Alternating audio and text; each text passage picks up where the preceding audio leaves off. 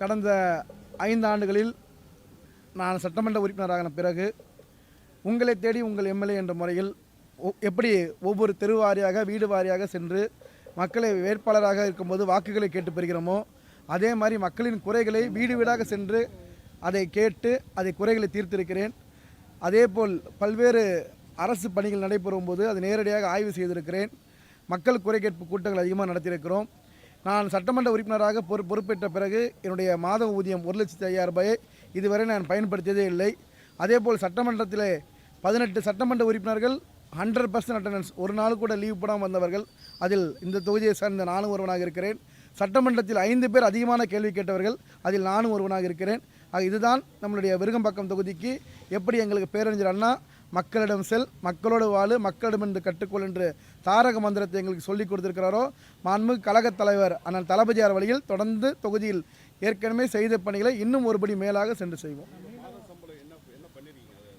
என்னுடைய சட்டமன்ற ஊதியம் 1,00,000 ரூபாயை கல்வி ஊக்கத்தொகையாக கொடுத்துருக்குறேன், மருத்துவ உதவி கொடுத்துருக்குறேன், தள்ளுவண்டி வாங்கி கொடுத்துருக்கேன், நலிந்த பெண்களுக்கு தையல் இயந்திரம் கொடுத்துருக்குறோம், இந்த மாதிரி மாற்றுத்திறனாளி கொடுத்துருக்குறோம், ஆட்டோ வாங்கி கொடுத்துருக்குறோம்.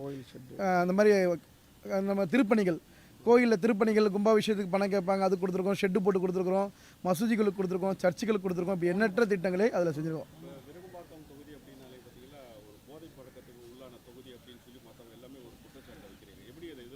அது 100% ஒரு பொய்யான குற்றச்சாட்டு.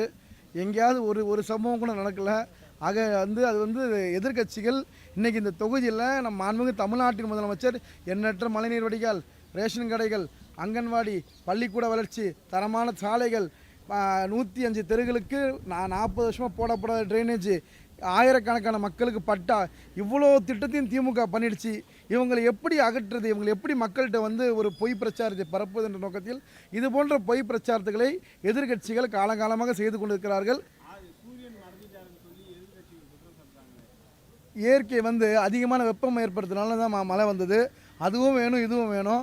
மீண்டும் இப்போ மழை 1 ஹவரில் திரும்ப சூரியன் வந்துடுச்சு. ஆக சூரியன் எப்போவும் யாரும் மறைக்க முடியாது.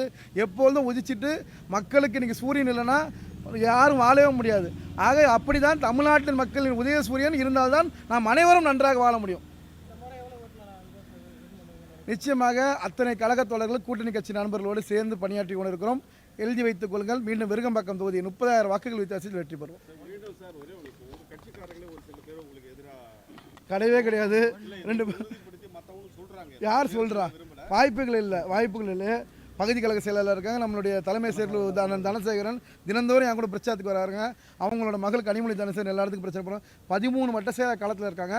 அத்தனை அணிகள் நிர்வாகிகள் களத்தில் இருக்கிறாங்க. யாருமே ஒருத்தர் கூட அப்படி இருக்க வாய்ப்பில்லை.